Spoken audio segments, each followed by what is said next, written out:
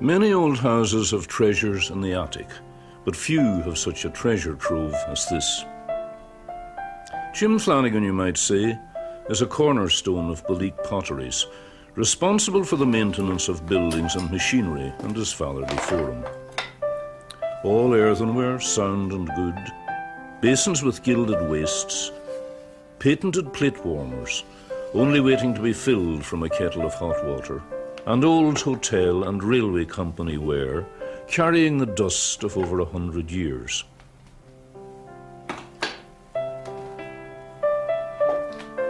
Belleek set up 130 years ago an industry that was also a work of art, and that over all those years provided employment for generations of craftsmen, and that still flourishes, and that is still a matter of national pride.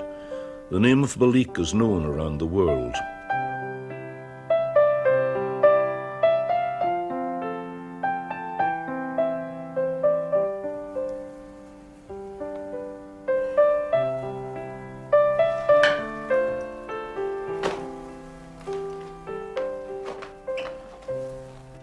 Up in the north, as myself and many another can truly testify, we are all very conscious, and were conscious, and from an early age, of the name of Belleek.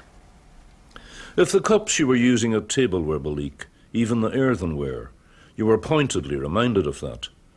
When distinguished visitors called, the delicate Belleek china was produced and commented on, and the praise was duly and proudly accepted.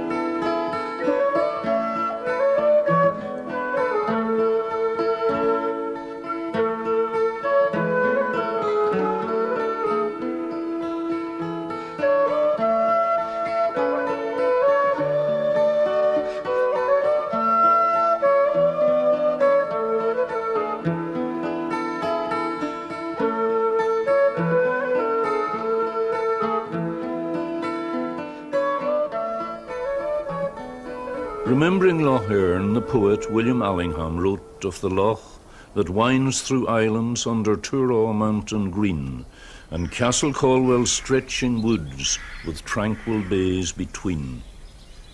The home of John Caldwell Bloomfield, the last of the Caldwell dynasty, a good and improving landlord, a type not too often found in the Ireland of his time, with a genuine concern for the people of the area who had suffered so cruelly from the famine.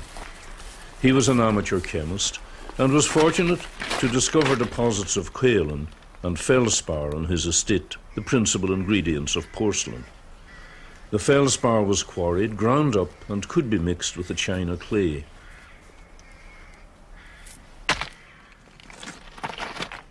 He also had the good fortune to meet Robert Williams Armstrong, an engineer, architect, and ceramic historian. Quite by accident, it is told, when the two of them were browsing around a Dublin antique shop. It was the genius of Armstrong that helped to design the new pottery building and machinery. The mighty Éire, at that time and in that place, one of the most powerful rivers in Europe, that was to supply the power and dictated the site of the pottery at Belleek, in Irish, Belleek, the ford of the flagstone. The pottery finally opened in July 1857, choosing for its trademark wolfhound, harp, and the Devonish round tower.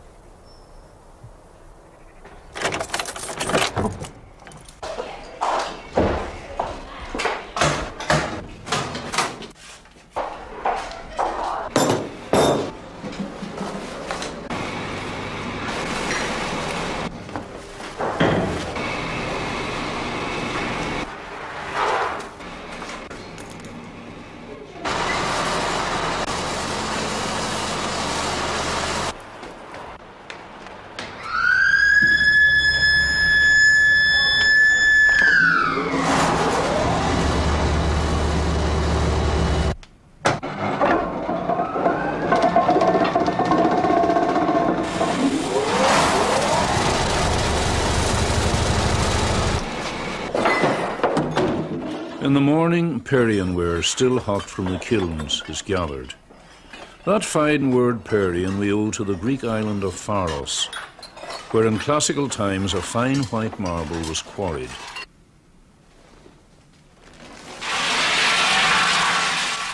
Nowadays, the Belleek clay body is made up of china clay from Cornwall, ground feldspar from Norway, and frit, a type of manufactured ground glass. It is added to water and blended for several hours in a huge ball mill, in the same way as flour is added to milk in a pancake mix. The slip, as it is now called, passes through the sieving unit, where lawns hold back lumps of undissolved clay, and over a series of electromagnetic bars which remove particles of iron which would oxidize during the first firing and appear as rusty specks on the china.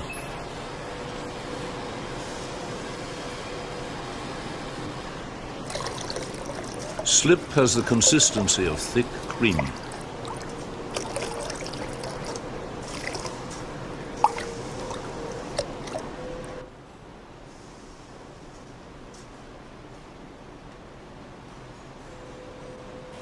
The mill room with its heavy machinery is located on the ground floor. Then begins the long hall to the Parian workshops.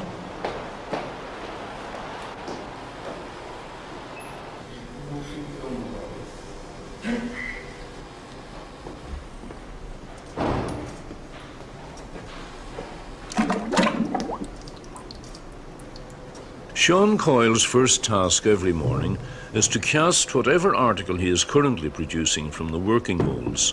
He stirs the slip to remove air bubbles that could affect the reproduction of the design, which is embossed on the inside of the molds. The delicate translucency of Belleek china is the result of the skilled judgment of the caster, determined by how long the slip is allowed to remain in the mold, building up the walls of the article before the excess is poured away to be reused. The piece has to remain in the mold curing until it is strong enough to support itself. As it sets, the clay shrinks slightly, releasing itself from the design.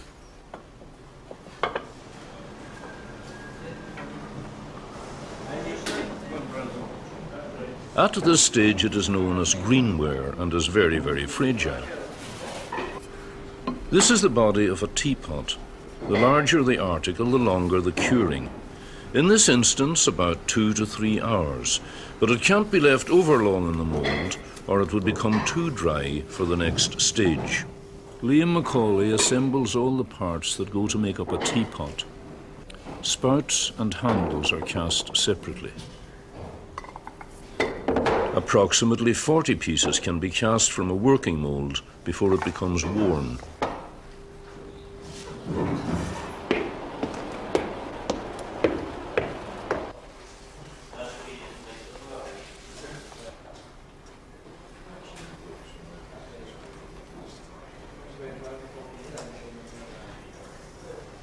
Clay selvage is carefully removed where it has overflowed the pattern, but it won't be wasted, as we shall see. To my ignorant eye, this looks a little like tap dancing on the railings on top of the Eiffel Tower. What would happen if?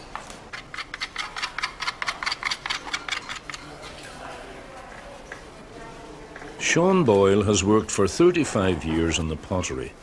His father was a kiln man in the days of the bottle kilns, when all the ware was coal-fired. The coal was delivered by train right into the pottery yard, on a branch line off the main Enniskillen and Bundoran line. Gussie McGonigal joined the pottery on exactly the same day, the 22nd of June 1951. They used to have a lift in the pottery, but the vibration was so extreme it scattered the ware in all directions.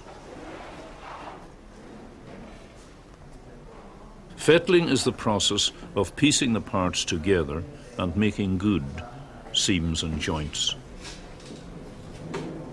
In those long, dreaming summers when I was a boy in Omagh, American aunts and uncles came to revisit the scenes of their youth. What they wanted most always to bring back with them began with Belleek china and Belfast linen. and went on as far as mountain heather, white or purple, or the branch of some blossoming tree recalled from boyhood or girlhood. In Crawford and Wilson's great hardware store in Omagh, there was one large window devoted entirely to the display of the produce of Belleek, and townspeople and country people and visitors from elsewhere used to stand gazing at it as if it were a wayside altar shrine. Liam Macaulay is a good representative of the strong family traditions that have always been maintained in this place. He is of the fourth generation of his family to work here. There was an ancestor present even at the building of the pottery. He was working on the pediment, when, as the story goes, he took an unscheduled trip to the ground. The lucky man, though, landed on his feet, and the great Armstrong ran to him, gave him a glass of whisky, and sent him back up the ladder.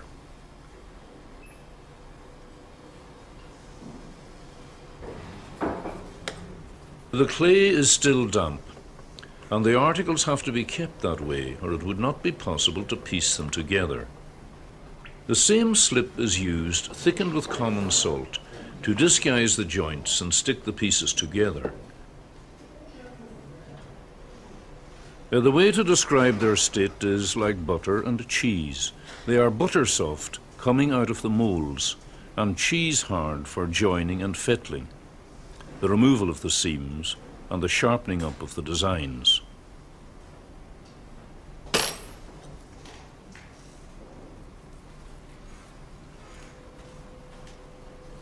At this stage, the teapot goes to a nearby drying room to spend the night.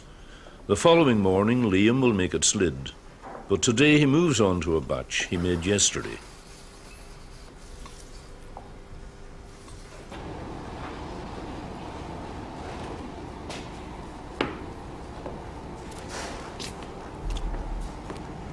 A finished ware is carried to the large drying rooms adjacent to the kilns, or brought to the flouring shop to receive applied decoration. Apparian workers are paid by the piece. Liam can, on average, finish 22 teapots a day, and 100 to 110 in a working week.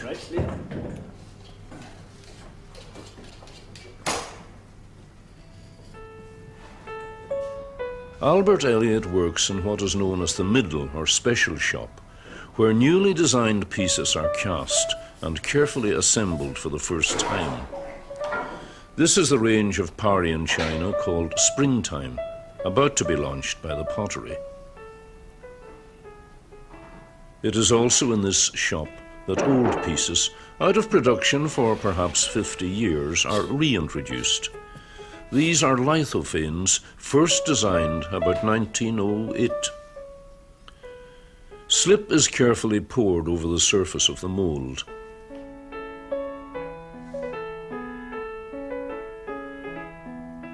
It is allowed to cure and is skillfully scraped as thin as safety will allow. Another wit, and with extreme care, it is blown from the mould.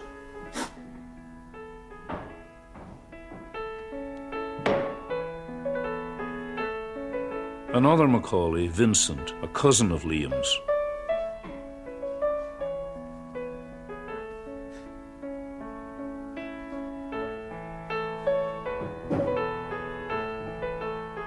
Lithophanes, like stained glass, are designed to be backlit.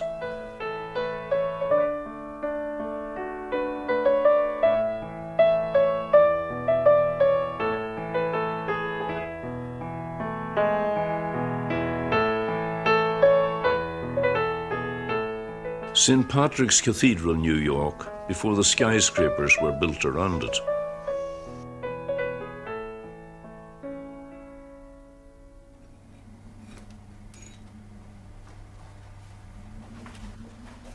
It is here in the design and modelling studio that the work truly begins.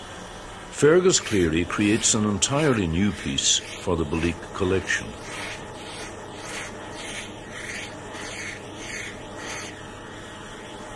Once it has been designed and drawn on paper, a solid model is made in plaster of Paris. But first the profile is turned on the lathe.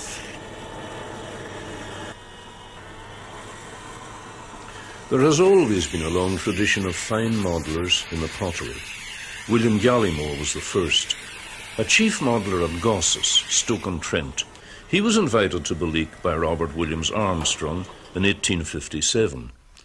Armstrong also influenced the design of some of the early pieces, and his wife, formerly Annie Langley Nairn, who was a noted watercolourist with a genuine feeling for nature, is credited with the design of a number of the early botanical and marine subjects, many of which are still produced today by Belleek.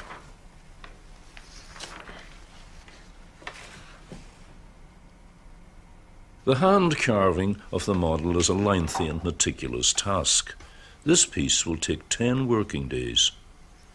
Working from his drawing, Fergus has accurately to reproduce the design in the soft plaster. Fergus's grandfather, James Cleary, was also a modeller. He was trained by William Gallimore after the latter lost his right arm in a shooting accident. And some of the Belleek china is named after the Cleary family. His grandfather went on to become the first Belleek-born manager in 1884. His brother Edward Cleary succeeded him in 1900.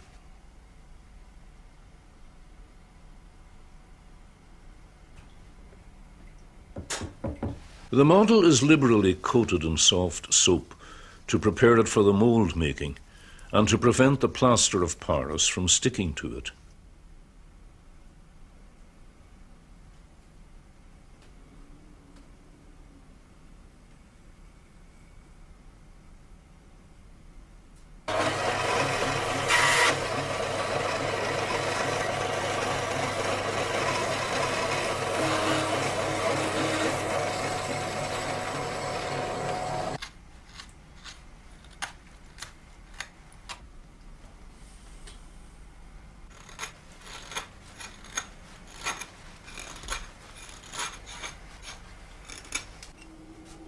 A template is made to form an accurate division between the two halves of the mould and will act as a shuttering to contain the plaster.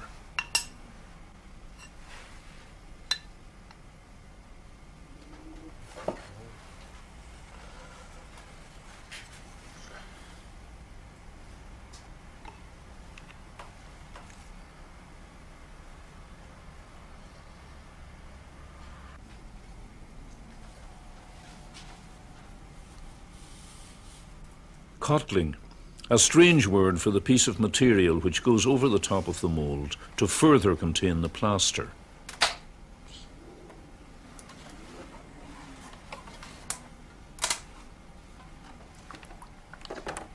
Once mixed, the plaster of Paris must be used quickly. It sets hard in a matter of minutes.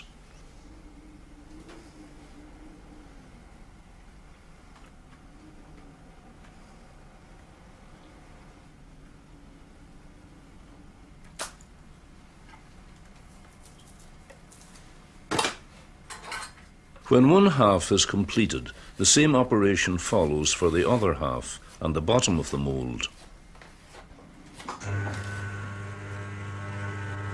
Now the hard edges have to be removed from the mould to make it a pleasing shape and good to handle.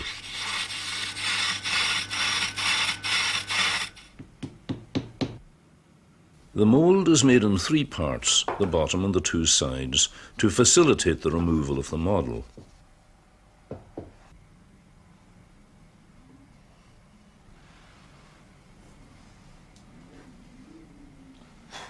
This is the master mould, which carries the negative image from the model on the inside.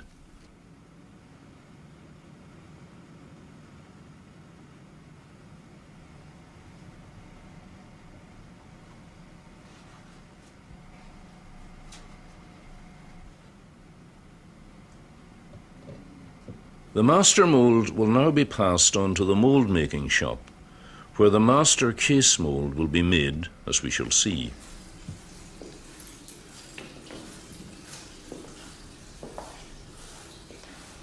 The first trial piece out of the working mould, with additional piercing by Fergus. The production line, you might say, for the pottery begins here in the mould-making shop, where the working moulds for casting the final pieces are made. But to understand this sequence better, we must go back to the master mould, which has come from Fergus Cleary. From this master mould, a master case mould is made in a specially hard casting plaster.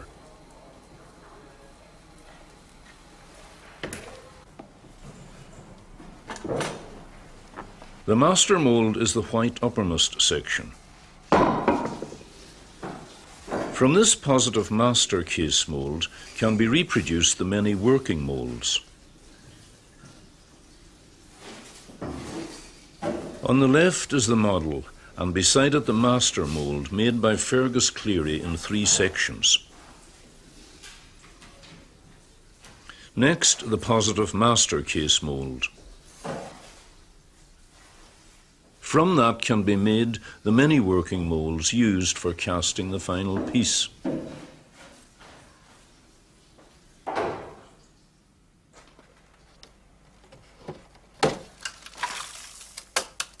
Perhaps it is not fully realised what a diverse range of ware Belleek has produced over the years, from the finest porcelain to common ware, even to telephone insulators. These fine old copper plates now, which have recently come to light, were used to transfer the design onto earthenware by means of lithography. The plates were coated in mineral paint, placed in a mangle press, the design transferred onto paper and to the ware, which was glazed and fired.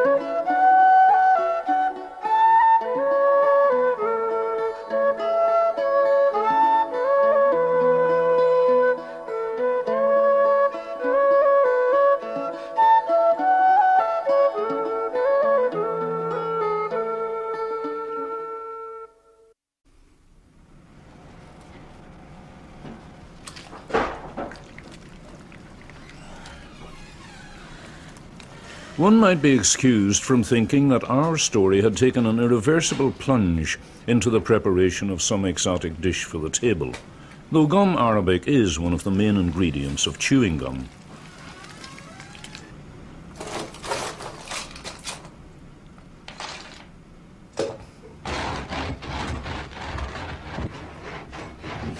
Nonetheless, Joe Leonard knows the ingredients are refined and pure. Parian scraps saved from the Fettler's bench.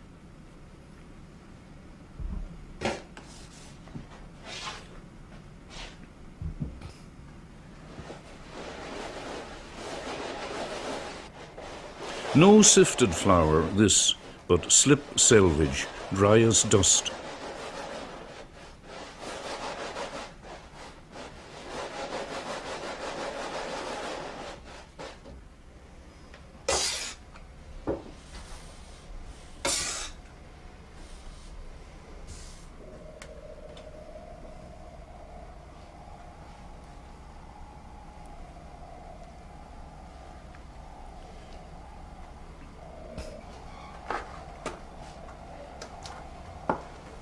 Gum arabic, by the way, is the product of an African tree, Acacia senegal.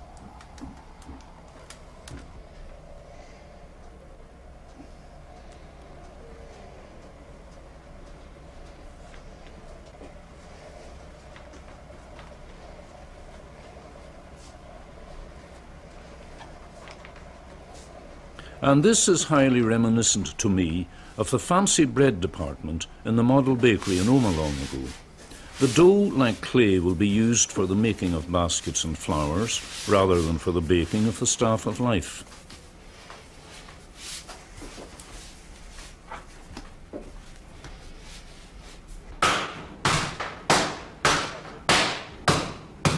The clay gets a cudgelling with oaken beakers to drive out the disruptive air bubbles.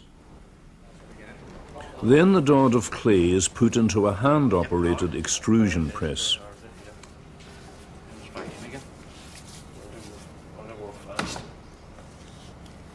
This is the last one, isn't it? Yeah. I thought it was a bit faster, isn't it? Yeah.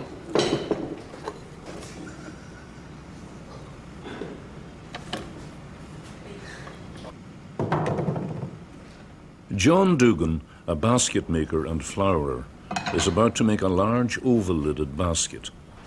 The spaghetti-like strands or rods from the extrusion press supply his raw material.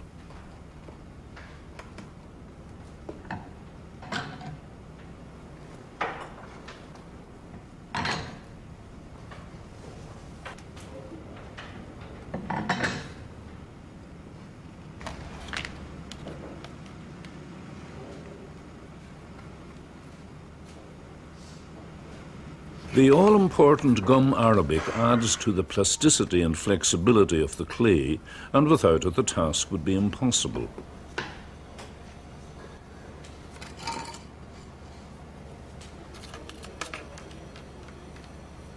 William Henschel is credited with introducing basket and flower making to Belleek. He came over from Stoke-on-Trent in 1865 and was one of the few craftsmen who did not return to England. He stayed to roam the banks of the Éire till the end of his life, and in fact his descendants still live in the locality. Little did anyone realize at that time just what an impact his baskets were to have in spreading the fame and adding to the fortune of Belleek worldwide. He was a man of flair and ingenuity. The Parian baskets required considerable research in the perfecting of techniques and in the trial firings. All this was overseen by Robert Williams Armstrong, that general manager who was tireless in his search for the perfect Belleek clay body. It took about 6 years of experimentation after the pottery opened for Armstrong to achieve this and produce a small amount of quality Parian. For he was quick to realize that although they were producing superior earthenware, to win international acclaim, the pottery must produce Parian.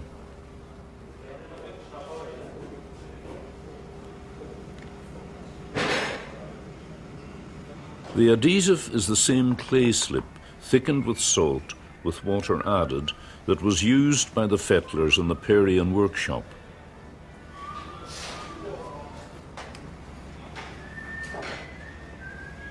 As in any long surviving business, and Belleek is after all a business, there have been times of strain and crisis, and of renewal and new directions.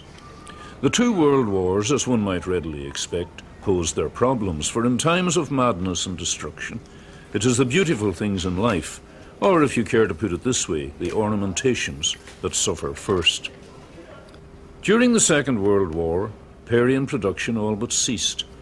No china clay, and a shortage of coal to fire the kilns at the higher temperature required for porcelain. The pottery switched to making earthenware, commonware, from what little clay they had, and were reduced still further to making handleless mugs.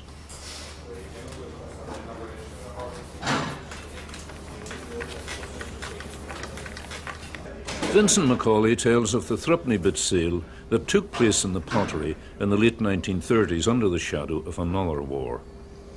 For threepence apiece, he says, you could take away as much china as you could carry. It was open to everyone, and people in the locality for years and years had so much china they didn't know what to do with it. They even took it out and buried it. And he says, I've seen it myself broken to make wee path roads into the houses.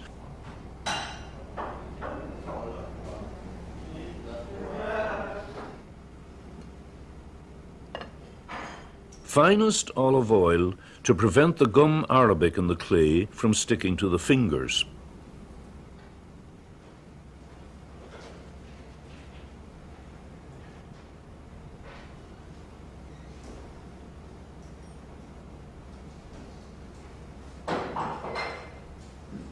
The craftsmen make all their own tools from a variety of items, a 6-inch nail, the handle of a spoon, and even the stay of an old corset.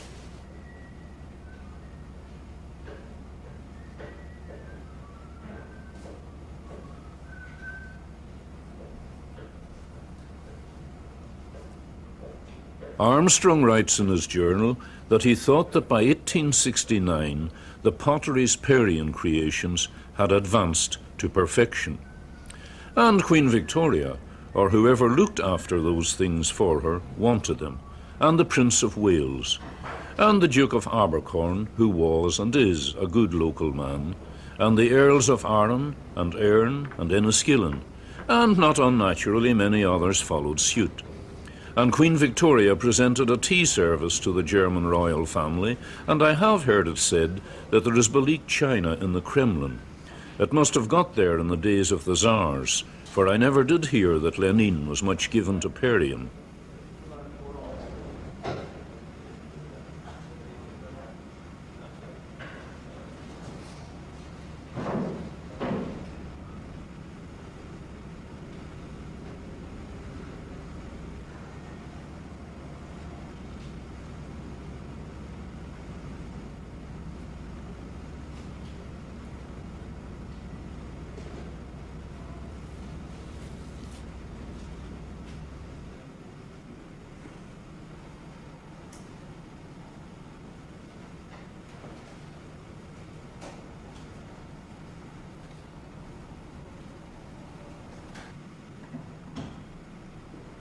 Not all the floral delights end up on baskets.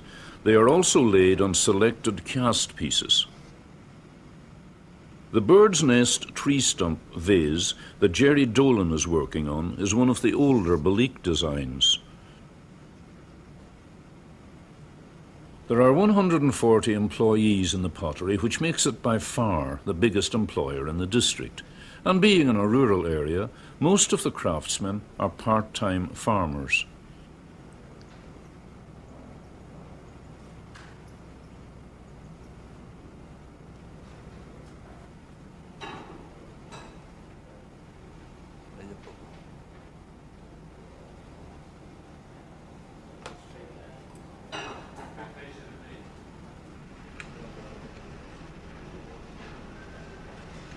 The base of the basket has now spent a night in the drying room and is strong enough to support itself.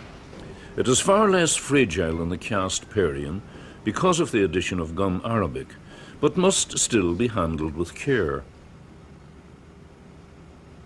There were good times, there were bad times. Belleek has enjoyed the good times and endured the bad ones. In the hungry 30s, the workers suffered. A single horse cart of turf fetched 5 shillings in Ballyshannon, twice as much as 2 weeks' wages in the pottery, and that's only 25 pence today.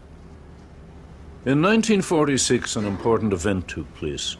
New coal-fired bottle ovens were installed that could efficiently maintain the higher temperature required for Parian. At the same time, there was a revived and insatiable demand for Parian. Earthenware production ceased, and the pottery was to concentrate on the more lucrative Parian china, and has done so ever since. John Dugan is here in Belleek for just over 10 years. 5 of that as an apprentice, and he says he is still learning. He's unusual, you might say, in that he's the first and only member of his family to work here. 10 years of carefully creating these elegant baskets. His father carried the post in the neighbourhood. In 5 working days, John can make 2 large oval baskets, working from one to the other according to the state of the clay. That's a lot of baskets in 10 years.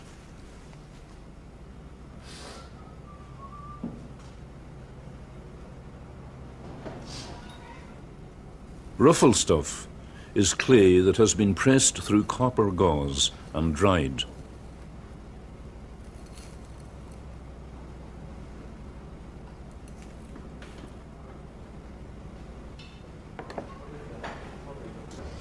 This minute mould for casting the leaves of the roses is also made by John from powdered sulphur added to hot water to form a paste and made into a mould.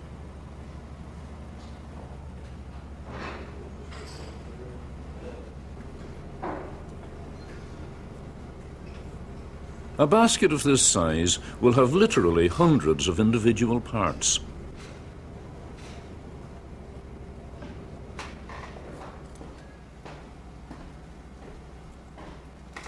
The larger flowers with delicate stems are dried before laying on.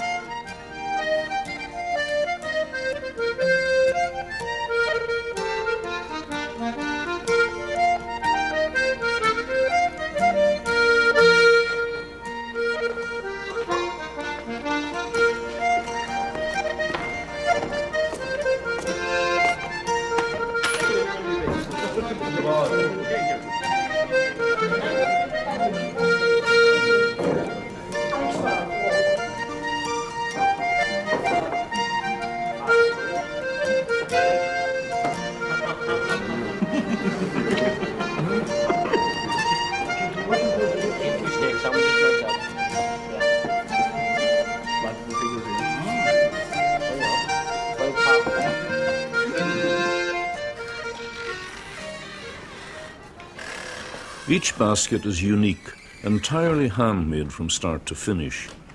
Each one will carry its own individual and registered number. This, with a record of the date of its completion, will be kept in the Belleek pottery files. John Keown is serving his 5 years apprenticeship to the craft, and this is one of his tasks. He will also spend time making flowers.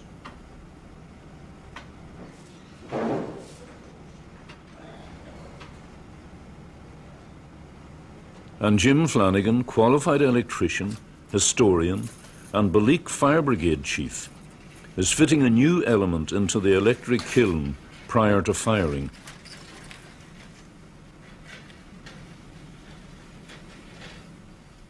Tremendous care and attention is paid to the preparation of the baskets for the first biscuit firing.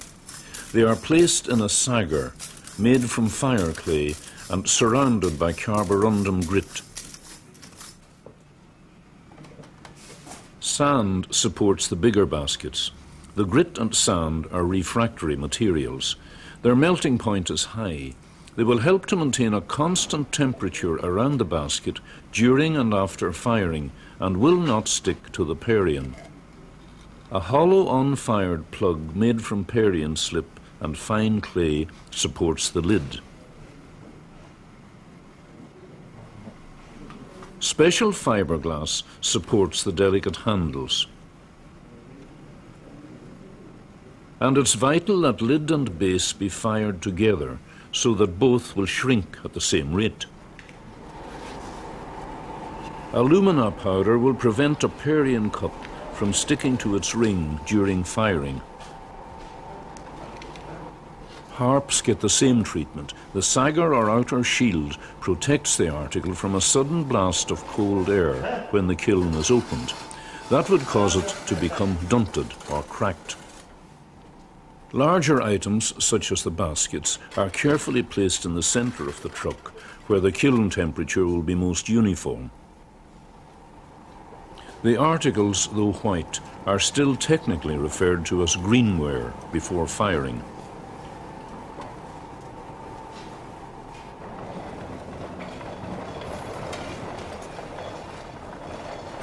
Every working day there are firings at Belleek. A rigid timetable must be adhered to. At 4:25 in the afternoon, the trucks roll into the kilns. The doors close and firing begins. Within 6 hours, the temperature will have risen to 1,120 degrees centigrade and will be held for a further 6 hours throughout the night, known as the soak or slow period.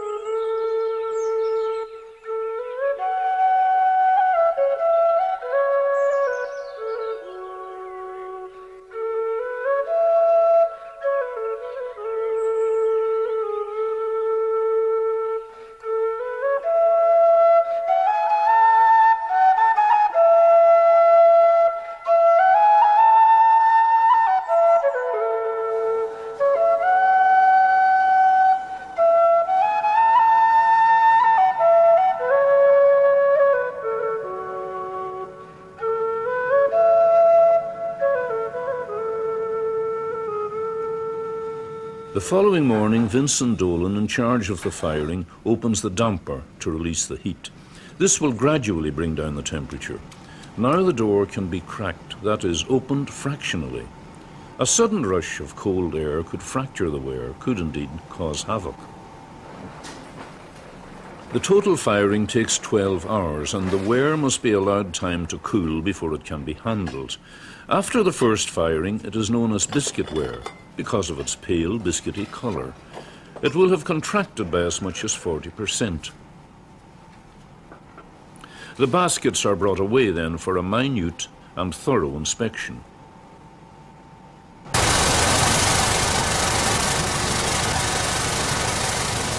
The more robust Parian passes through the vibro energy mill, where thousands of small wooden cubes jostle the ware, scouring away specks of sand and alumina and smoothing the edges.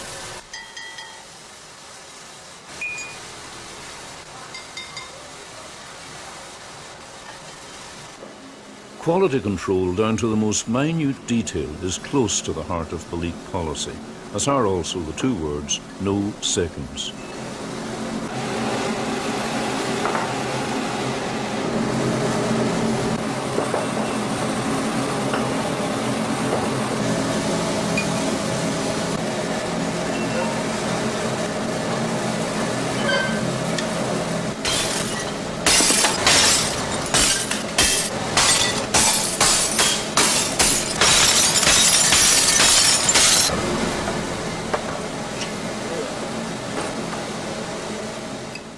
The ware is now ready to be dipped in the glaze.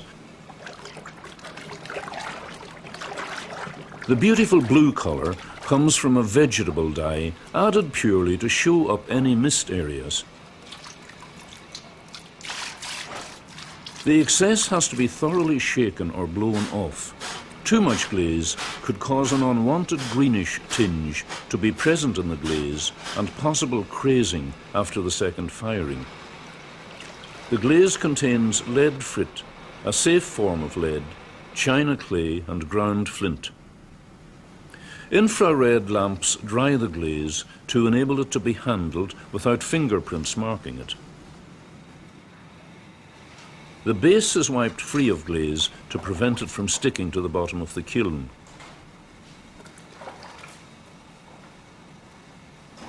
The ware is carried to the kiln room where the glossed firing takes place. This will impart the exquisite pearly sheen so characteristic of Belleek Parian china.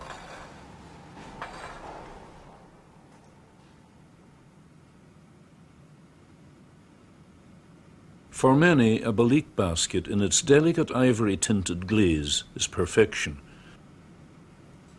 Others prefer a subtle hint of colour. Basketware, particularly the larger baskets, are hard to find on the open market, such is the demand. In the calm oasis of the painting and decorating shop, Greta O'Loughlin plies her brush.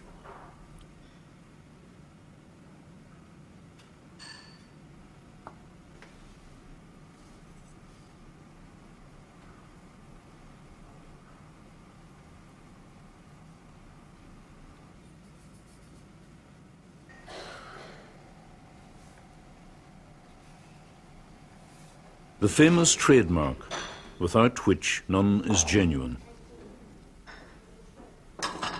Only Parian that has been painted gets a third or enamel firing at the much lower temperature of 700 degrees centigrade for 7 hours.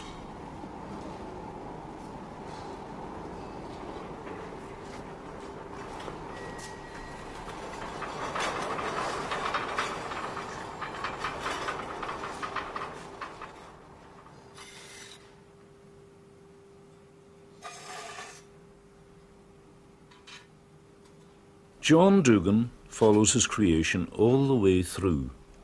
He says, "I get a great sense of relief and satisfaction when I see it come out of the kiln and everything is okay, the least wee mark on it, and it has to be broken."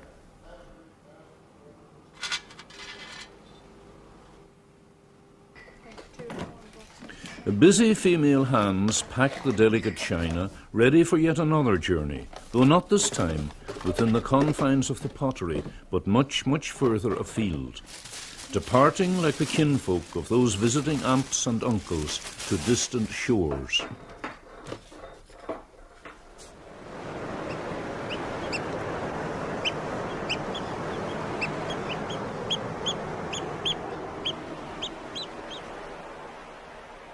The sea at its own craftsmanship, the sea that so much inspired Annie Langley Nairn.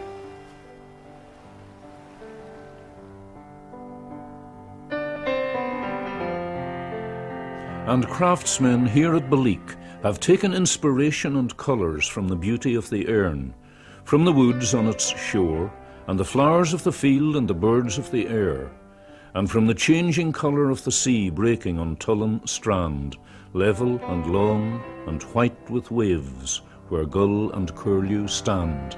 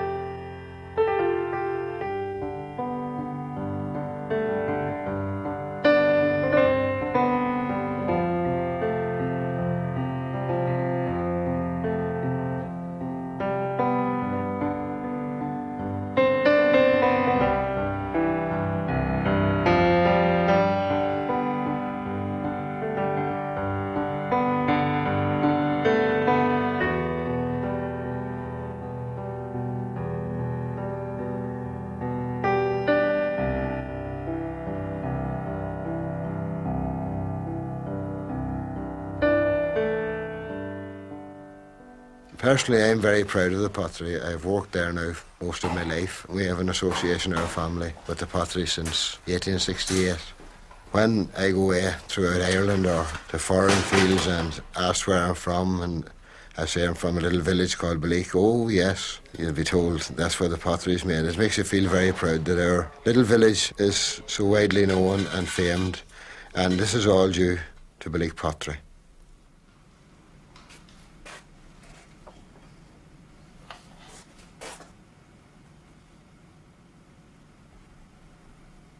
My family have been involved with Belleek for over 100 years.